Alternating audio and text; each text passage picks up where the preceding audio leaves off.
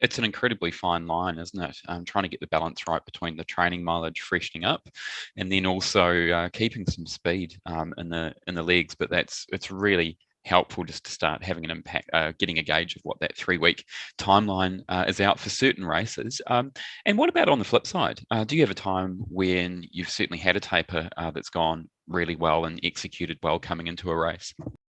I did my first marathon at New York Marathon, and it was 2004, so almost 20 years ago now. But I remember I was training really well for that race. I won a big race called the Great North Run half marathon in England, which was about sort of 5 weeks out. I ran 67:55 for the half marathon, ran very fast. And I recovered okay from that half marathon, but about 3 weeks out from New York Marathon, I did a really hard training run in Richmond Park in London there, where I probably ran about 32 to 35K at about 2:28 pace. So very quick. And that really hard run that I did about 3 weeks out was an absolutely brilliant training session, but I didn't quite recover for race day. So I sort of felt a bit tired the next week. And then the week after, I still didn't feel great. And then into taper week, I still didn't feel great. And I thought, oh, it's just going to come together on race day. And I really didn't run anywhere near as I ran 3 weeks before that in that training session in London. So, I always think back to that time, and I'm not going to make that same sort of mistake again with when I was running myself, but also people I'm coaching as well.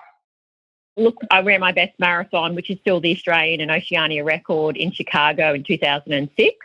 And I remember I did a really good preparation for that. I started my taper probably about 4 weeks out, and I did a half marathon 3 weeks out from that. And instead of going really hard, like I did in that training session before New York Marathon, I just relaxed a bit in that half marathon, and I ran about probably the first 15K of that half marathon, similar to my marathon pace, which was about 3:22 pace. So I ran 2 hours 22 in Chicago. So I just made sure I held back a bit in that race until about 15K, and then I pushed it a bit harder at the end. And I ended up feeling really good in that half marathon. Obviously, I didn't run my best time, because the idea of running that half marathon 3 weeks out was just to practice my marathon pace, practice drinking, practice gels I was going to use, and then to make sure that I really recovered fully before the marathon. So I did that before Houston Marathon as well. And I think those two races stand out to me with really good gradual tapers from about 4 weeks out, where I reduced volume and intensity. But the key is not to run really hard in a race within that last 4 weeks. And I feel everyone's different with the taper. But for me, I never ran a very good marathon if I ran too hard in races within the last 3 weeks especially, but 3 to 4 weeks. So just keeping on running all the same days.